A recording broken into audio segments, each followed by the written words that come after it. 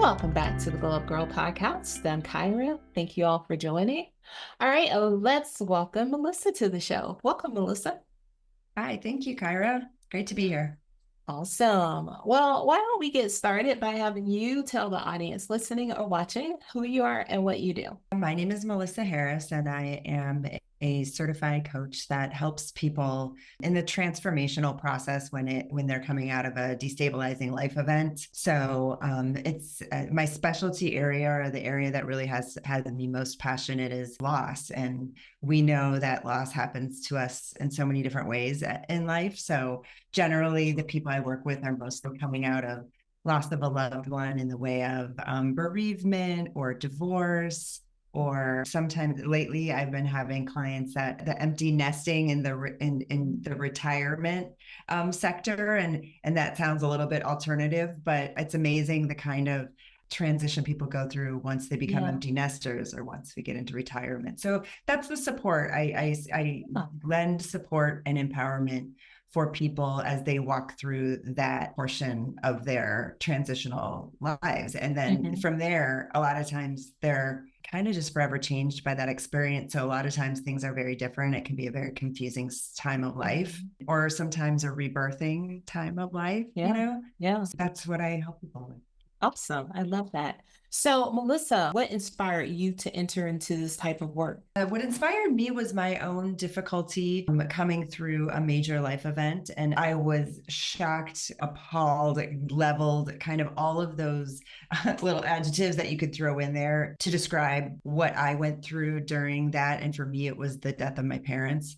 And they happened in such a close proximity of time that it was more than destabilizing, but that's like a great word to describe it, because it kind of encompasses like all the emotions. It just, and from there, that event woke me up in a way that I had to take an inventory of my life, and I realized like there were just so many aspects of my life that were out of alignment. So it was that moment where I was like, where do I start? What do I do? How do I begin to unpack all this? And that moment right there is kind of where I was like, people need help with this. I needed help with this. And when I sought the help of my, I went to various different kinds of help, whether it came to counselors, coaches, therapists, and all of it together were my little life support. And it really changed my life. So it changed the trajectory of my life. So from that, I was like, there's a need. And I just feel like I don't feel like I go out there and look around and see that a lot of people are taught how to do this well, or that there's just a lot of support for people. Who are going through. No, I definitely think that you're correct. I mean, because I think when something you even mentioned that people just don't even think about, it's like that transition for people who are becoming empty nesters. Because I think a lot of times you see it on TV. I think I saw a commercial recently where it was just like these parents were becoming empty nesters, and they were just like celebrating and just like having a good time. And the kid like calls while they're like out. I think it's like a car commercial, maybe. Yeah. And then they like sort of like play it off like like they're like, oh yeah, we're da da da, or like I've seen a few like that where the mom is like selling the van, and the kid, and she's like, oh, like, yeah, she's so excited. But then when the kid is like standing in front, she's like, oh yeah, like this is like one of the worst days ever. And I feel like it could be that way for some people, but to your point too, there could be a lot of people who struggle with the transition of the final child. Like if they have multiple kids and the final child. And I was kind of talking to my mom about this recently, where there were like at one point there were a lot of us in the house, and then we started to leave, but it was okay because there were like people, like when I left, I was like the middle child. Okay. And then there were two more after me. And then when my brother left, then she still had my sister. But then when my sister left, I mean, it was a big change because she didn't have it. There was nobody there. And she was by herself for like the first time since she was like in her 20s. Oh my gosh. And so the piece of like, I'm by myself for the first time, which is transition enough, that's right. But then it's also this identity.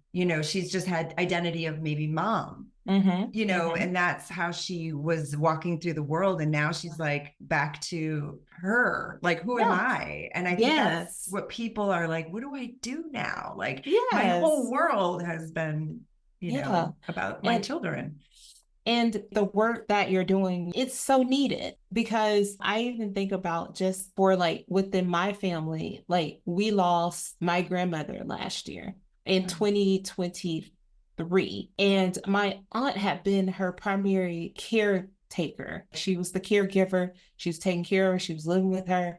And then when my grandmother died, my aunt didn't quite know how to get back to who she was in her life. Yeah. And my aunt passed away this year, the same month that my grandmother passed away last year. And maybe I think it was like 5 days apart. Oh my gosh. So it was like a year, but 5 days. Yeah. Oh my God. Yeah. Yeah. So And I'm it so was sorry. very, and it was, thank you. But it was so very much because she didn't have the support to help her get back to who she was as a person. And she was so tied to like my grandmother. And so for like that whole year after my grandmother passed, and of course we knew she was grieving the most because she was the closest. Yeah. She was there, but she could not separate. And for a whole year, Yeah. she just basically, talked about how she, my grandmother, how she misses my grandmother. And then we would try to find little ways to just, I'll send her things because I know this is something she likes. This is something that feels my aunt. And I just feel like the work that you do, if people knew that they could get that help, I can even just think about now, like,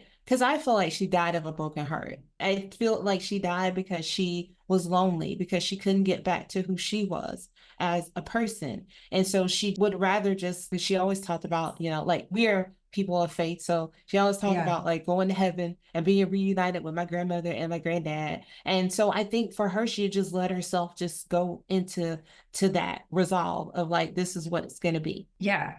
I mean, you hear that a lot though, in the stories that people have. Like there's, when it's like couples, like one passes away and then the other, it's entirely possible that grieving just became something that was a little too much for her to bear, or she was ready, or, her contract with God was like, it was time. It's something that people don't consider, even when they're trying to maybe teach their own family about the passing process, or like death in general. I mean, it's always an interesting time of like when you ask parents, like, how did you teach your children about death, or how did you learn growing up about how we pass? And depending on your conditioning and your upbringing, and did you have a faith-based family, did you not have a faith-based family? I mean, there's all these components that bring you to this moment today to where you're like, okay, once I walk this path either for myself or with someone else, you kind of don't know how it's going to affect you till you're there, even though you might intellectually kind of understand what it means to pass or what it means to walk along with somebody to do it.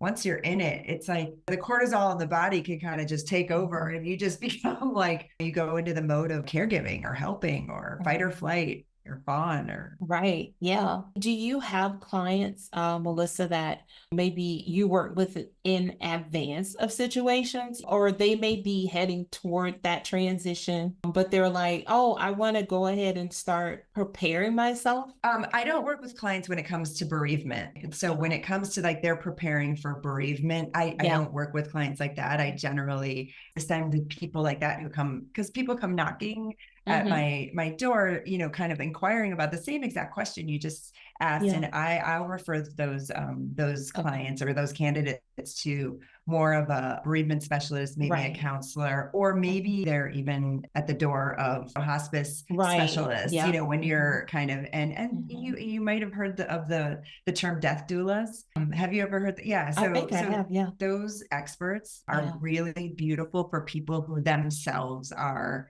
preparing for what's to come. But what I do work with a lot are people who are preparing for the kinds of things we were talking about a little bit earlier, retirement, empty nesting. I have a lot of clients who are coming out of even just sobriety issues where there's a big part of who they were that they have to release and let go. And it's like, who am I now? So that's the space that is very good candidate and good stage of life to get into working with somebody who's in that transitional space. It's like when you're in that space, you're looking to move forward and make some changes. You're not exactly looking to like go way back all the time. And when that process of going way back is really the perfect candidate to go into therapy, because you do have to go with somebody who's skilled and practiced and licensed to go into your past, really explore your childhood. What, why are you who you I are? have been this way. Yeah.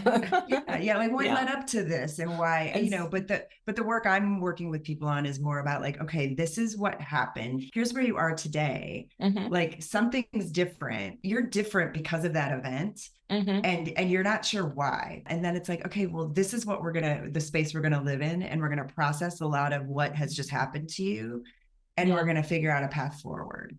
And I like that you brought when you need to maybe heal from the past, talk about the past, that yes, therapy is the way to go for that. Because I think a lot of times, sometimes people can confuse it, right? And bring, maybe try to combine the things. And it's like, no. Because I think that happens a lot of times too with people with coaching and therapy. And that's what I always tell people. I'm like, no, you got to have a coach and a therapist, because a therapist is going to help you talk about why am I like this, or how did I become this person I am today? And the coach is going to help you say, like, I've got this set of defined ambitions or goals, things that I want to accomplish, and can help you get to that next level. And so I think it's really important to always differentiate the two. Yeah, I think, God, you did such a beautiful job of it. That's exactly it. It's like, it's like there's a set of skills that both those practitioners are good at.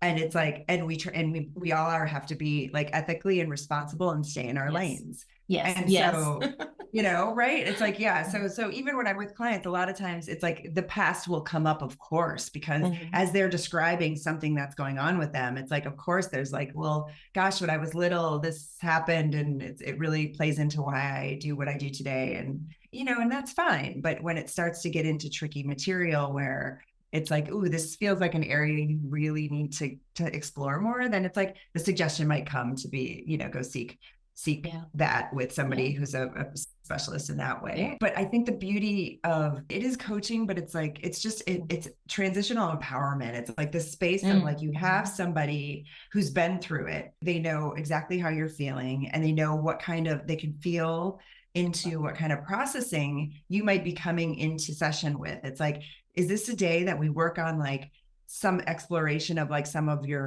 what you're trying to move towards and kind of the changes you're trying to make? Or is this a day that you're super duper tender and we need to like get into some of the emotions and processing out of the body, some of the things that you're going through? And so it's just identifying like, what do we need to work on today? And the other piece that I think is really important that people forget is that and again, I'll use the word destabilizing life event, but it could be bereavement, breakup, divorce, empty nesting, retirement, all of these things that are just like massive. Sometimes it's illness too. Like think of like the people who go through something really profound, they come out the other side of it and they're not even the same anymore.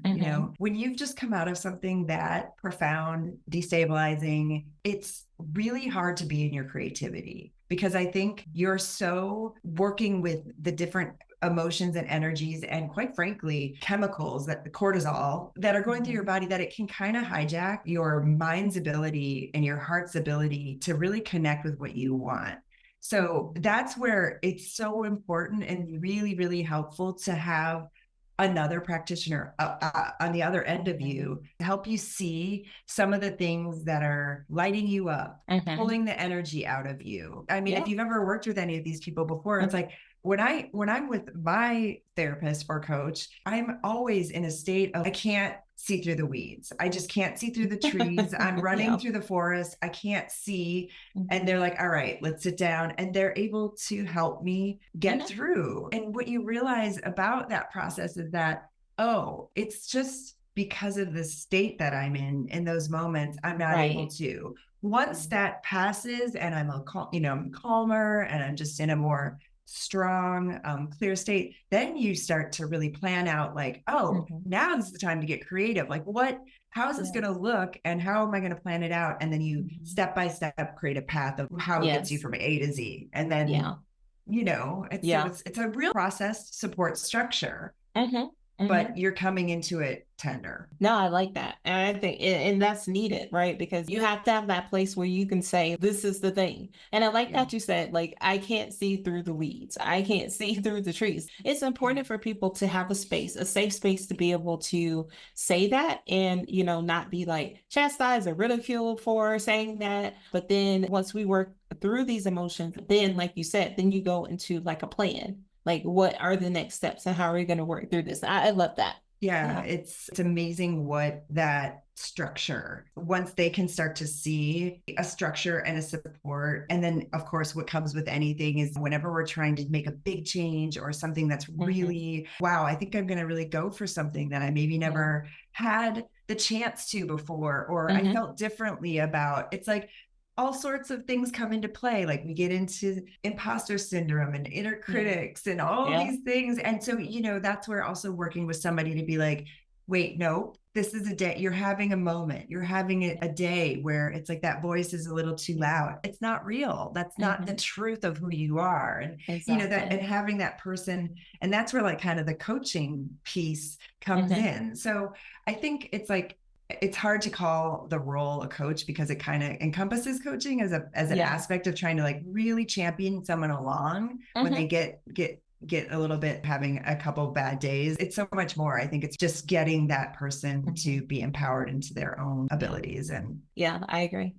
So Melissa, tell us about your spiritual journey and how does it play into the work that you do? My spiritual journey, I mean, I grew up I grew up in the Midwest, daughter of a middle-class Christian family. Christian was my upbringing. And I was grateful to be able to, it wasn't until really I graduated college that I kind of started to go out and see the world a little bit, go out and explore beyond the state that I grew up in and the city that I grew up in. And I was lucky that job opportunities took me to different parts of our country, like the country of the United States. But then once I got a little bit more confidence and courage, I took myself to other countries. And I think that ability to really get out of our bubbles and see what the world, how they walk through life and how they realizing that we all face the same challenges and essentially our hearts are also like what we want and what we love and what we want it for ourselves and our hopes and dreams are,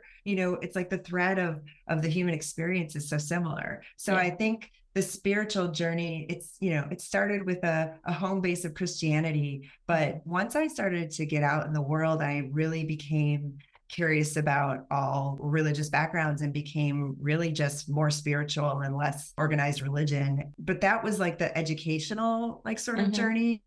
And then truly, it was my parents passing so close in proximity that I think was such a shocking life event for me. That's where that, if you've heard of like people talk about like the dark night of the soul or that soul awakening, that awakening moment that sometimes people have. And sometimes it takes a big wake up call for some people. And sometimes it doesn't, some people are just like, oh, I just got really curious. And that became my spiritual journey. But for me, I kind of had to get whacked across the face pretty hard from life to sort of wake me up. And it woke me up to how I was treating myself and how I was treating my body and what I was putting, just kind of, I mean, I had my own struggle with sobriety and, just all like every aspect of my life, I took a stock in and I was realizing I was living it for a lot of other people and reasons than I was for what my true heart was seeking. So that's really kind of what it was. And then that just leads you down the path, like that one moment, it's like, okay, then you start laying these bricks. It's like, wow, it's like, hey, and I'm also a God-based person. I believe, in a higher power bigger than us. And that I just started to have to trust and follow the signs and follow the people and, really pay attention to who's coming into your life and why, and really questioning, like really taking, once I was healed a little bit more from that destabilizing event, I was able to look back and really see what it was showing me, like what it was teaching me. And it's a little harder to do when things just happen. But once you have a little perspective and you come out of it, you start to see the gifts of it all. And Right. it kind of sounds cheesy to say, but I think my parents often in life, it's like your death was my rebirth, essentially, you know. And it's funny because it's like your parents were Right. Yeah. responsible of your birth in the first place, you Yeah. know. Yeah. Yeah. But that event really Mhm. was a rebirth.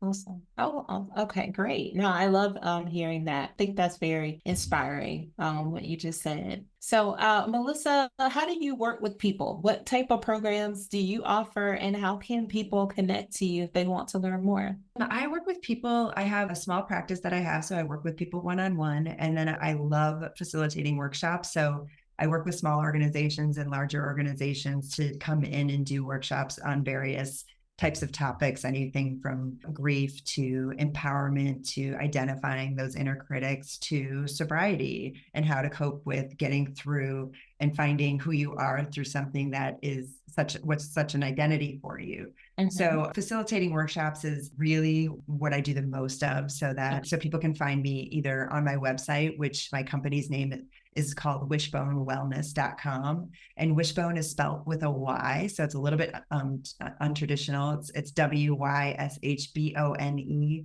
wellness.com. And the easy way to remember that is the Y looks like a wishbone. So that's why I just did the little nod to wishbone. But I'm on Instagram and Facebook and LinkedIn, all under the same wishbone_wellness. And that's the way people can find me and work with me. And if you're in the Los Angeles area, I do a free event once a month that combines hiking and healing and nature and community together. And we do that. And that's grown into a beautiful event that we do the third Saturday of every month if you're in Oh, LA. nice.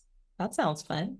Yeah. Awesome. All right. So, Melissa, we are going to transition into three things with Melissa. I'm going to ask you three questions that Okay. helps our audience get to know you a little bit better. The first one is a two-parter. How do you start and end the day? Oh, okay. That's great. That's such an important question too, because I think the way that I start the day kind of quiet. I try not to get on my phone right away. I try to protect 1 hour before I really start to get into tech. And it's usually, I'll either start it with movement, reading. For me, it's usually reading something that's like inspiring, something that is spiritual, something that is going to really give me that centered feeling in the day. And then if I'm not into a book, then I'll either do movement. And what I do, very important part of the movement is like, if it's a walk or if it's just stretching kind of yoga movements on the floor, I try to have it be complete quiet, versus like listening to something or music, just so I can have a minute of, connection to myself, to God, to just center myself. And then ending the day is usually I just like to spend, with my family, with my loved ones. We have a fur baby, a little as part of our family, and my partner Roy, and we just try to spend time together. And then I try to read for about 30 minutes before I go to bed to just shut things down, like not on tech. Yeah. Not on a Yeah. screen, Yes, yes, I like that. Next question is, if you, are a goal or intention setter, what's one thing you set for yourself this year? One thing I set for myself this year was to just give myself grace around what I'm trying to fill each day with. Like the goal for me was just feel like if you want to feel tired and complete by the end of the day, like you've done a productive day, don't measure it about physical exhaustion. Understand that maybe what you did throughout the day, maybe there's intellectual exhaustion, or maybe there was like a lot of creativity that you did, or writing or something. It doesn't always have to be the task of to-dos that you got through. Like, did you get through the whole list? It's like maybe you got through one part of your list, but it was a really heavy creative piece. And that was exhausting for you in a way that you hadn't maybe realized would be. That's perfectly fine. And don't judge it. So grace, I think that's been my biggest, is just give myself grace around what I'm trying to do and trust that each piece is enough. Yes, I like that. All right. And the last question is, where are you currently finding inspiration? Honestly, I think the inspiration is coming mostly from conversations that I'm having with different colleagues, friends, and loved ones when it comes to what they're doing for themselves in the healing space. Because I don't know about you, but I feel like everybody, it's a really hard time, and it's being 10x by how we all can know about everybody's hard time, because everybody's sharing it in various ways, you know. So you're not only always dealing with like, oh my gosh, what's happening with me each day, but you're really inundated with like what everybody else is going through. And some people have a great boundary around that, and some but it's like hard not to take in the suffering of the world. Yeah. So I think I'm very inspired when I look around my community, which in Los Angeles, I'm lucky to be able to have every pocket of life here. It feels like socioeconomical, every different, and that is what helps us grow. Like if we don't be in those communities and understand what people are going through outside of ourselves and our families. Right. Yep. Yeah. So that inspires me deeply. I like that. All right. Well, Melissa, I have really enjoyed chatting with you today. And I'm going to ask you one more question before you leave us. What are 3 things you would like the audience to take away from our conversation today? I would love the audience to understand that there's no shame in seeking out help when you're just trying to go through something that is very difficult and you're not sure what next steps are, and you know that something's got to change. There's oodles of help out there for you, whether and there's and the spectrum of cost, to anything from free to if you're going to really invest in something and go through a program with a one-on-one specialist. So that would be the first thing. Let your shame go. Second thing is also just what I talked about with how I try to treat myself, is have grace around the time and the pressure that you put on yourself to walk through that change. It's very important to honor your own timing and not compare you to the next person or to your best friend or to your sibling. It's like, we're all different and we're all going to handle things differently. So just really try to honor who you are and not make comparisons. And the third thing is massive self-care. It sounds like, especially for I always want to think about busy mothers, because I feel like they're like this demographic that just never wants to put self-care first. But just anybody who's a caregiver, self-care, getting back to like making sure your tank is full. Like, because it's like, you know, because then it's going to be like when you're taking care of yourself, your tank is full, everything just resonates out better. Like your creativity is better, you're better for everyone in your circle. And so I think that is the third thing that's just the most important piece, is just making sure you protect that self-care and take care of what you need. Awesome. Well, fantastic, Melissa. I want to just thank you again for coming and sharing with the community today. And I wish you all the best. And you can always come back to see us again in the future. Gosh, I would love that. Thank you so much, Kyra. We appreciate you having me. Well, stay tuned, everyone. I'll be right back.